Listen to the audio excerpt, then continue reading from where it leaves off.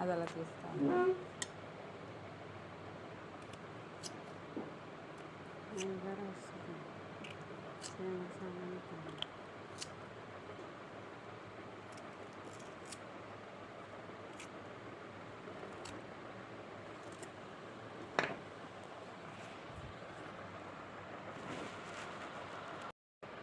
మనకి ఉసిరికాయలు దొరికినప్పుడు శుభ్రంగా కడిగేసి క్లీన్ చేసుకుని ఇలా ముక్కలు కట్ చేసి పెట్టుకోండి.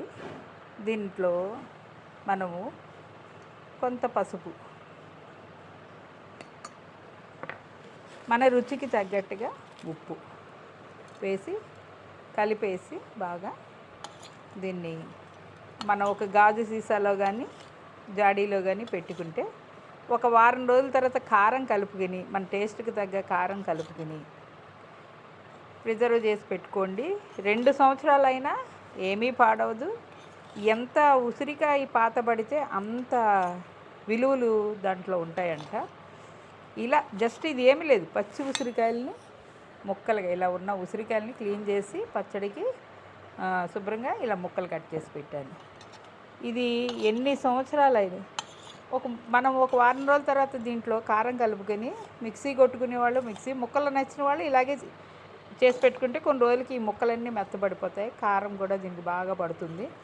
ఇష్టం ఉన్న వాళ్ళు పోపు వేసుకోవచ్చు, లేదా అంటే వేడివేడి అన్నంలో 2 చెంచాలు వేసుకుని డైలీ తింటే ఎంతో ఆరోగ్యానికి మంచిది. ఈ పచ్చడి మీకు 5-6 సంవత్సరాలైనా సరే పాడవదు. ఎన్ని సంవత్సరాలు ఉసిరికాయ పచ్చడి పాతబడితే అన్ని విలువలు పెరుగుతూ ఉంటాయట దీంట్లో.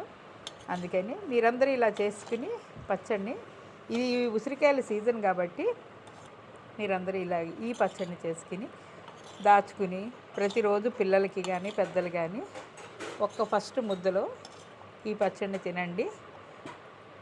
ఈ వీడియో మీకు నచ్చితే సబ్స్క్రైబ్ చేయండి, షేర్ చేయండి, ఎలా ఉందో చూసి కామెంట్ చేయండి. ఓకేనా? Thank you so much.